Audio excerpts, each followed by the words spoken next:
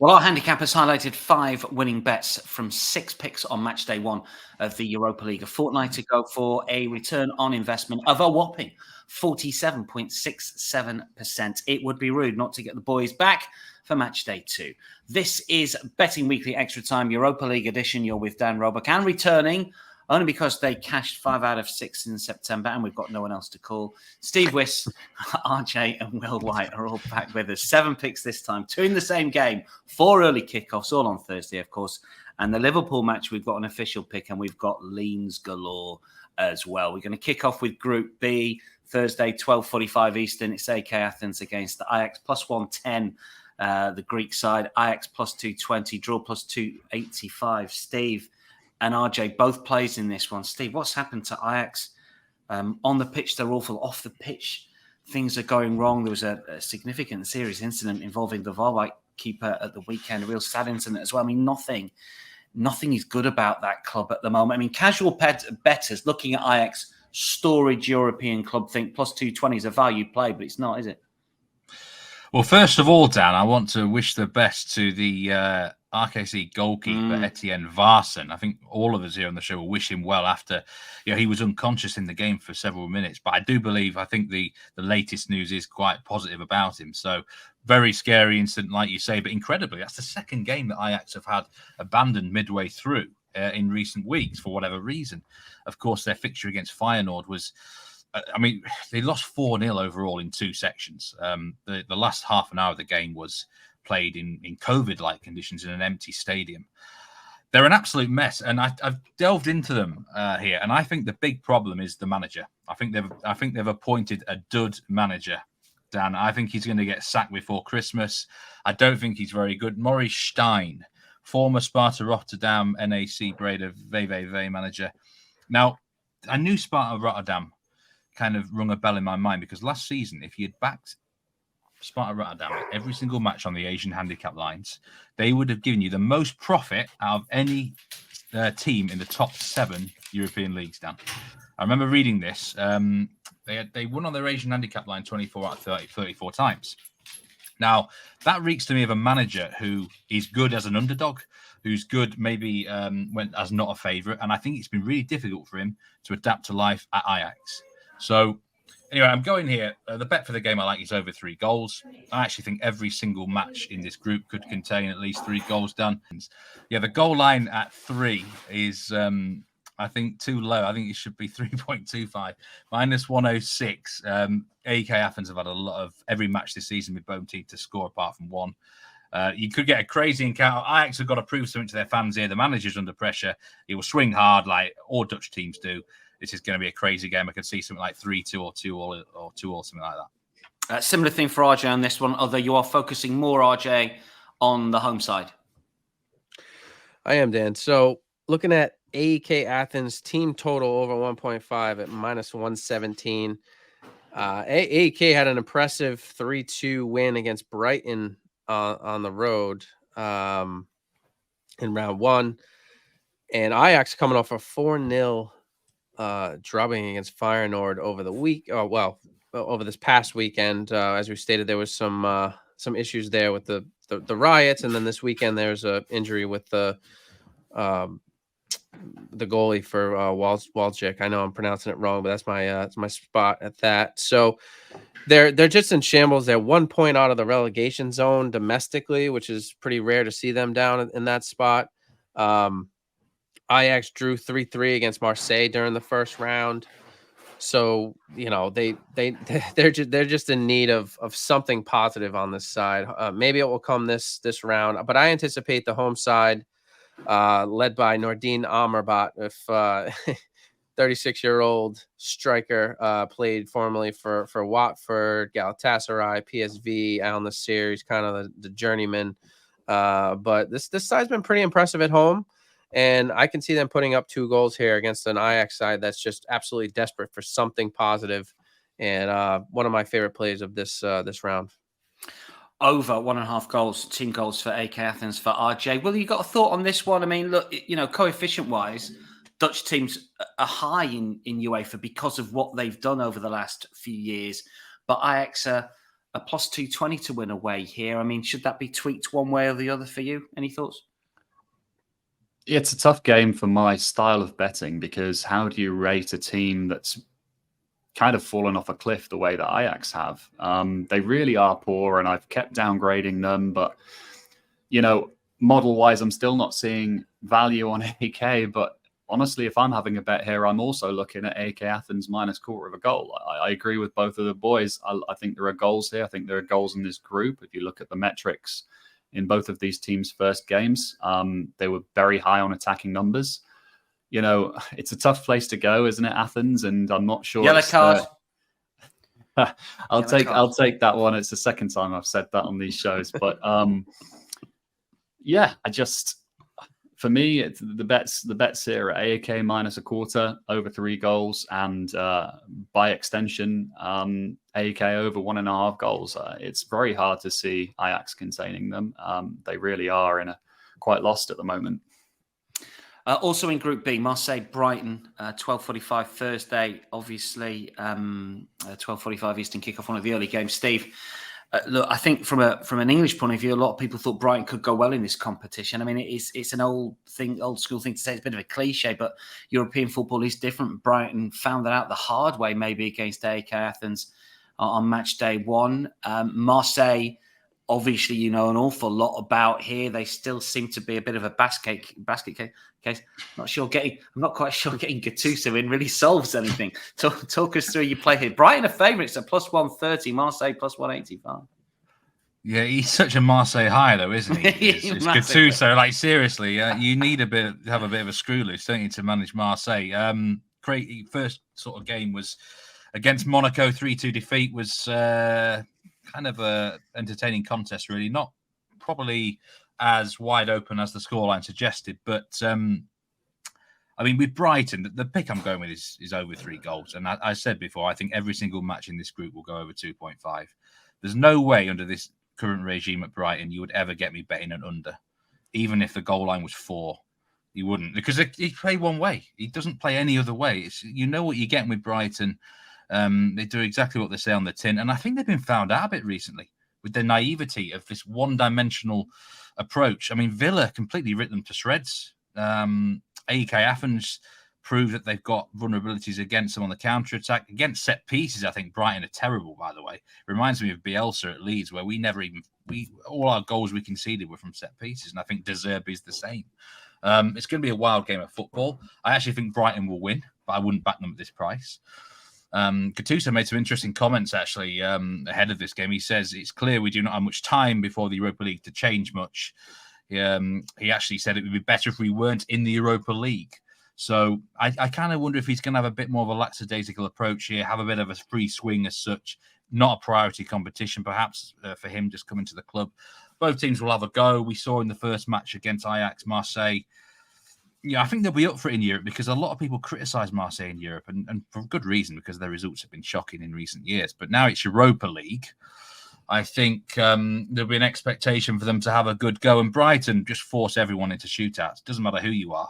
They could force the most defensive-minded team into a shootout. It's just the way they operate. So over 3 goals. I'm amazed this is plus money still, plus 100. There's surely at least 3 here and should be an awful lot more. So I'm very happy to snap this goal line, which, to be honest, I expect to be at minimum 3.25 or even 3.5. Another early kickoff is Sporting Atalanta in Portugal. Sporting are the favourites plus 128. Atalanta plus 200. Anybody who watched Atalanta in the Champions League a few years ago would have put them down as an overs team because they were great to watch. 7 out of 9 games in their 1920 season in the top tier competition went overs. But, and Daniele will talk about this when he talks about Atalanta. I don't know why, but they seem to have changed a little bit here. And that is reflective in your pick. Talk us through what you like in Sporting Atalanta. Yeah, Dan, I don't think this is the Atalanta under Gasperini of old. And the metrics show that this season, there's a total of just over 2 total XG per game in Serie A compared to 2.82 per game in the 2022-23 season and 3.02 XG per game in the 2021-22 season. So I just don't think they're the same. There's been significant attacking turnover Going back to the times that you were referring to, I'm guessing you were referring to the times of Malinovsky, Papu Gomez, Duvan Zapata, Muriel. All of those, apart from Muriel, have left the club this season. Holland and Zapata both left. And I think they're yet to find their identity. They brought in Samaka from West Ham, but he's been injured. They're playing with Ademola Lookman as kind of not really a false nine, but kind of spearheading their attack with Pasalic and Cook Miners, I think, plays up there now. I think they hold Darun and Edison, or they kind of interchange Edison and Cook Miners. I think they really have gone through a bit of a transition in identity, and the metrics reflect that. But I think the market's holding on to the idea of the Atalanta of old, hence the 2.75 line. I watched quite a dour 0-0 draw between Atalanta and Juventus over the weekend. Atalanta did have the better chances, but it was quite a dour game. I don't think this line is really justifiable. Lisbon, they do have attacking threats, not least Swedish international Victor Gyökeres, 6 goals in 7 games for him so far this season. However, they also have quite a stout defence, marshalled by the experienced Uruguayan Sebastian Coates and the talented Portuguese international Gonzalo Ignacio. I think they're quite balanced and no real signs for overs there. So, yeah, I'm happy to take the under 2.75 line at -114. Again, it's another game where I feel like the line should be 2.5. Sporting Atalanta under 2.75 goals at -114. Backa Topola, we've talked about previously, Steve. It's RJ, though, that's got the selection here. Really good story. Well, I say really good story. Interesting story if you Google where they're getting their cash from, because they're Hungarian government-backed Serbian team. It's all very odd. But in terms of the betting, RJ, Backa plus 430, Olympiakos -175, draw plus 325. I won't really want to play on the money line, and I know that you haven't either. Talk us through your selection here.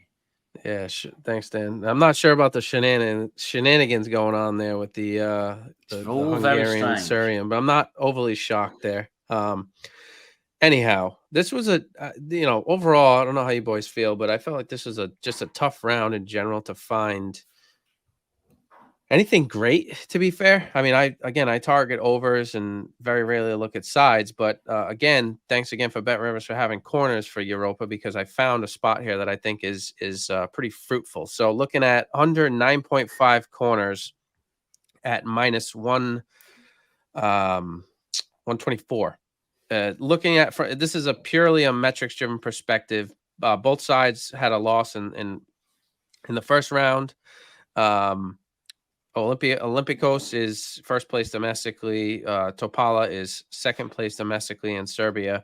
But from a corners perspective, both teams in their respective home and away spots over the last 25 matches averaged 6.2 corners per match, right? So we're talking 21% of the time both these sides see over 9.5 corners and just 14% over 10. So again, we're looking at a generous total here of 9.5. That the line that's being offered. So again, the fairest shake that I saw and the fairest headroom or leg room, if you will, for a buffer when they're averaging around 5-6 corners a match, I'll take that extra 3.5 wiggle room to stay under 9.5 corners at -124. So that's the play when it comes to the Backa Olympiakos game on Thursday. Also on Thursday, 3 o'clock later, Molde against Leverkusen. Molde plus 420, Leverkusen -177. It would not be a Europa League preview show if A, Steve didn't find a Scandinavian club to preview and talk about, and B, get with Leverkusen overs in a fixture. We're ticking 2 boxes for you here, Steve. Yeah, this is a pick that's not going to shock many people at all. Quite predictable. But over 3 Asian goals at -129 is actually the price now. Molde against Leverkusen. And every single one of Bayer Leverkusen fixtures this season in all comps has contained over 2.5 goals.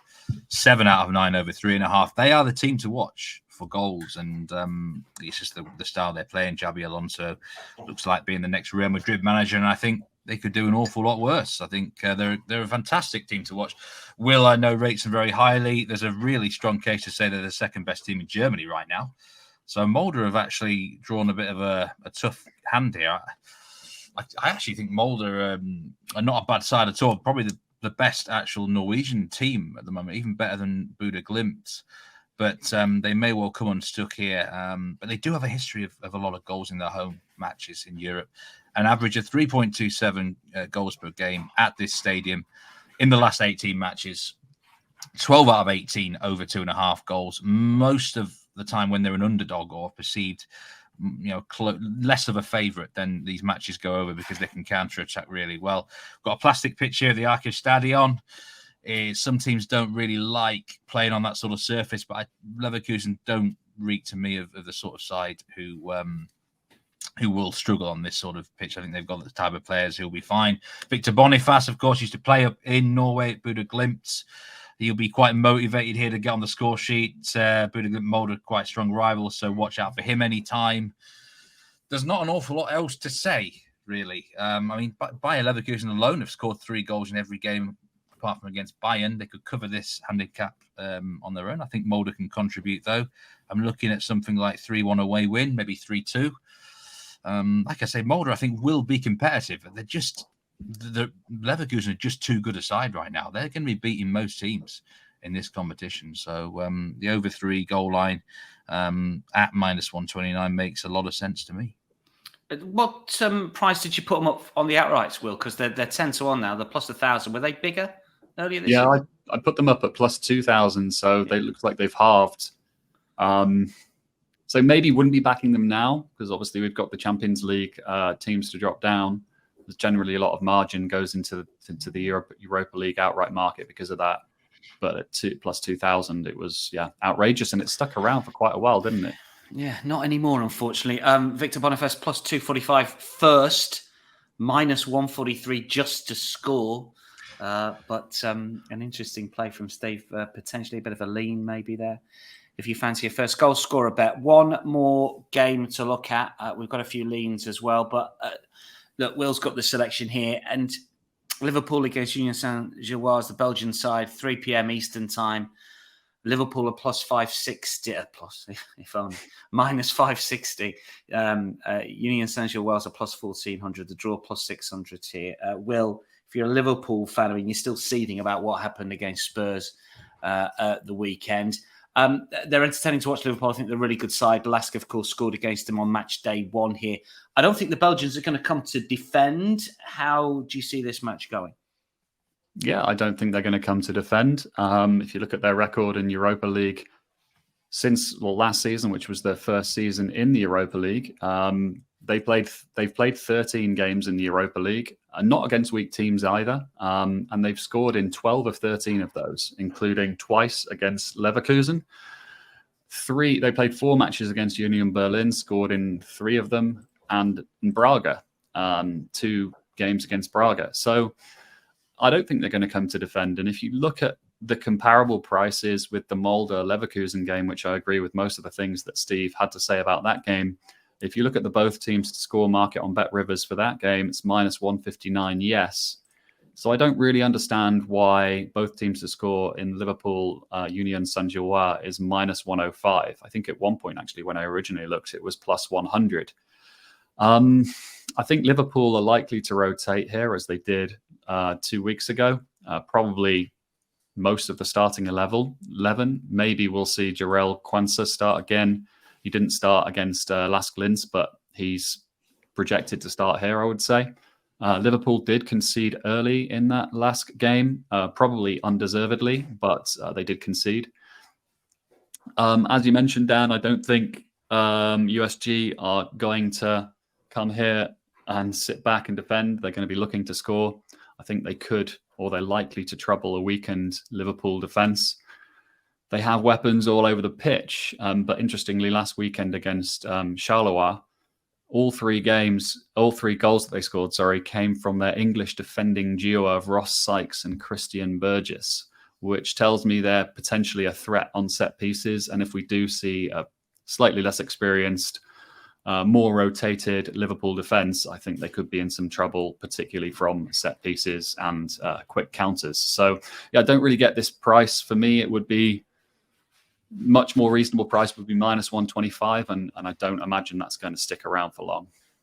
I presume, Will, that you've looked at the goals in this one as well. Why would you not put up some sort of overs play here? The price just not right for you when we look at something like over 2.5. Is that too short? Over 3.5, or you just believe that the sort of BTTS is a little bit better value for you? Yeah, mainly because of the rotation. Liverpool, I think they're probably in for a higher goal expectancy than I would have them in for. So I'm not sure they're going to contribute as many goals as the market or the overs line would suggest they will. Guns ahead, I'd believe it's a very high line though, isn't it? I think it's 3.5. I'm not so keen on backing overs and 3.5 line unless Brighton are involved, as Steve mentions. So actually, I'd probably lean Union Saint-Gilloise on the +2 goal line here at +100. I can see them scoring at least once, and I'm not sure Liverpool are going to score 3 or more times. So that would be my lean. Yeah, I get that one. I quite like Union Saint-Gilloise. I think they've done well. It's Tony Bloom's other team. I don't know how much of a share he's still got in them. We talked about that on another show, but it's less than it was, isn't it? Even money +2 on the Asian handicap. Yeah, RJ. Go on. Sorry to interrupt there, but I mean, not many punters will necessarily have heard of Union Saint-Gilloise, let alone know much about them. But they are amongst the top 2 teams in Belgium. Club Brugge probably being the best. So, they're no joke, and they're much stiffer competition than Lask Linz were 2 weeks ago. Absolutely. No, I mean, they're a historic club, aren't they? If you go back to the sort of 1910s and 20s, they won an awful lot of titles. Then they dropped all the way down the divisions, and Tony Bloom put some money into them, and they've clawed the way all the way back up. We have got a straight overs play. RJ, I say play, got a lean. RJ, you like goals in this one? I think I tend to play this one over both teams to score, yes, because the prices are almost identical. RJ, what's your lean? Yeah, my lean here is over 3.5, minus 106. Liverpool coming off the 2-1 loss against Tottenham over the weekend. Union Saint-Gilloise, strong weekend. It's just, to me, it's tough to back any under with Liverpool. And I know Steve knows, but you guys, I target totals over 3.5, sometimes over 4 in leagues that most people haven't really heard of. And I do expect, to Will's point, right? Well, I do expect a little rotation for sure. But the good thing is I expect Saint-Gilloise to contribute here. So that's why I was targeting the over 3.5 as a lean. But again, in an international competition, I try to avoid anything even over 3 for that matter, officially. So just a mere lean from me. Just a lean. Steve, we've not got your thoughts on it, but remiss not to, since the boys have had a bit of a go. I mean, they're not quite the shortest price on the card, Liverpool. Roma, unbelievably, are shorter at minus 590. I won't touch Roma at all at the moment against Servette, but Servette are a bit of a basket case when it comes to goals. Have you got any sort of thoughts on this one, Steve, before we get to any other leans, any other business in? Yeah, I wouldn't actually touch either of those sides on the money line this week, Dan. Either Liverpool or Roma, I think they're far too short. In this case here, when you think about it, it's like a cup final for Royal Saint-Gilloise, isn't it, really? When the draw came out, this is like the plum draw for them. Liverpool don't even want to be in this competition. They don't really give a crap about it, let's be honest. Someone better tell the market makers, because they're favourites, aren't they? Well, I wouldn't be backing them here. This competition doesn't mean much to them at all. For Union, this is a far bigger game. They're going to come here and have a swing. And I agree with both lean to the boys. I agree with the pick of Will's. It's a tremendous pick. Both teams to score, yes, is close to even money. That's a massive price. Brilliant looking bet. And I'd be looking at the goals. I'd be looking for Saint-Gilloise to keep it close. How about a 3-2 correct score for Liverpool at 20-1? Maybe you could do worse than that. I think ultimately Liverpool's reserves will have quite a lot of offensive power, so should beat them. But this plucky Belgium team. It's a good word to describe this lot. I think plucky. Liverpool plus 300 on the outrights through Europa League. The problem is with that, boys, Steve, is that they could stumble into the knockout stage. They could stumble into the quarterfinals, and then I'm not saying I back them at plus 300 but they could almost make it there by default. And then what do you do? Because he would take it seriously, surely. No, would they though? What if they're in the Premier League title race? Like, genuinely, look at Arsenal last season. Although in the end, their form seemed to tail off when they got knocked out of Europe, funnily enough. But realistically, logically, Liverpool would be much better off having their midweeks free. So again, though, you don't play to lose, do you? So their actual reserves should be enough to get them through to, say, the quarterfinal stage. But if they face someone decent, it may well be unstuck. So that's why I wouldn't look at them as the outright winner. I don't know what the two gentlemen here think in terms of that right now, but I'd be swerving them. RJ? As Steve said, I'm not sure they truly how motivated they are to win Europa versus the Premier League title. It's the second fiddle, right, to Champions League. It's almost like comparing it in the United States. You don't make the March Madness tournament, you make NIT. Does any team truly care? That's the question. It's you're motivated by your fans, you're motivated by your team, your coaches, but I'd have to think all their eggs are in the Premier League versus focused on the Europa at this point. Yeah, that's a fair shout. And one thing actually that RJ said on another show, it's, and this is, I'm being a bit counterintuitive here, but I'll put this one to Will. It's almost as if, we sometimes dismiss some of those fringe first teamers and we say, well, they're rotating, but they're good players. And big teams have significant squad depth these days. We can't dismiss those players that come in. I mean, I think Liverpool could win. I won't back them at plus 300, but Will, thoughts? I'm not sure it's necessarily about questioning the quality of the players that are coming in. I think it's more about the cohesiveness and the systems and kind of essentially the players getting used to playing with each other and being in the positions they're supposed to be in. When you've got like a first choice starting 11 and everybody's playing games, perhaps even 2 games a week, they get a sixth sense of where the other players are going to be around them. And that positional awareness, I think, is something that potentially comes under scrutiny when you bring in some of the backups, or as Liverpool do, 7, 8, 9 of the backups for a particular game. I would say if they reach the latter stages of the tournament, I think they'll probably go in with some semi-rotated kind of lineup. Like they do have enough depth to bring in 3 or 4 changes a game and not necessarily have that cohesiveness affected too much. But still think the plus 300 is too short. Leverkusen, I've just looked, a plus 1400. Yes, I don't know. I don't know where I got 10-1 from. I must have just made that up, but they are plus 1400. Probably the other bookies that we shall not name that don't offer as good a lines as Bet Rivers do. But plus 1400, borderline still a bet for me. But yeah, I couldn't back Liverpool at plus 300. Could you back them at 7-1, 8-1, Steve? I don't know why we're hanging on Liverpool here, but I just if they're that big, because everyone has their Everyone's price. got a price. You can back to lay as well, And if they do get to say the semi-final, then you are looking at seriousness. But I'm with you. What you said, Dan, at plus 300, I think is that what they are right now? I just couldn't get involved with that price. Okay, last couple of leans before we wrap things up with best bets. Steve, you've got off the menu Conference League selection. Yeah, I think I want this tradition on the show. Someone's got to have a Conference League lean every week. RJ, so, you're next up. RJ's on next time. But I'm going Aberdeen, HJK Helsinki under 2.75 goals, and I believe this is priced up just on recent stats and results domestically as well. Anyone who watches HJK in Europe, they're horrible to watch. Away games especially, they just come here and park the bus, and I don't think a Scottish team's going to enjoy that. Scottish football for me, I don't really particularly rate it that high anyway. Aberdeen will struggle here as a big favourite, and HJK will play for the 0-0. Here's a good stat for you. Just one of their last 19 European games, home or away, have contained more than 3 goals. That came in the last round against PAOK. PAOK are actually not that bad a side, in my opinion, the Greek side. I'd be really surprised if there's more than 3 goals. So the goal line of 2.75 does offer you quite a bit of security. So I'd be definitely looking under here. And Will, you've got a draw no bet play for us, bit of a lean.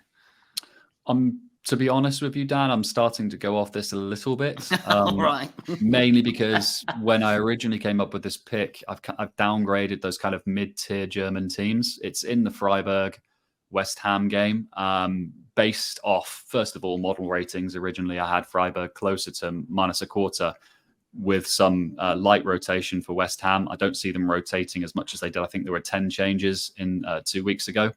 I think maybe it'd be more like 5, 6, maybe 7 changes this week. So yeah, not so keen, but gun to head, I would still be on Freiburg on the draw no bet line, minus 107. That might drift though. Keep your eye on the market. Might drift to be more of a significant play for people. Best bets before we wrap things up. RJ, what's your best bet on the Europa League card, match day 2? I'm going to have to go with the Backa Topola Olympiakos under 9.5 corners at minus 124. Okay, flag kicks the fancy for RJ. Steve, what's your best play? Marseille against Brighton, over 3 goals at plus 100. And Will? I'm very superstitious. Famous last words. I haven't seen a football bet as good as this for quite a long time. Oh, hello. Come on. Liverpool, Union Saint-Gilloise, both teams to score, yes, minus 105. Previously, plus 100.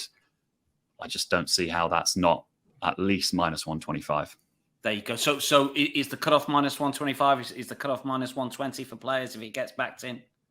Yeah, I'd say cut off minus 125. I probably wouldn't back it at minus 125. I would back it at minus 120 though. Big value right at the moment. Hopefully that stands up until kickoff. It might not. That wraps up Betting Weekly Extra Time Europa League edition. Many thanks to Steve, to Will, especially to RJ for getting up very early stateside for us. Hat tip there. Don't forget to take advantage of all the in-play markets with Bet Rivers. Really good European football this midweek from all of us. For now, it's goodbye.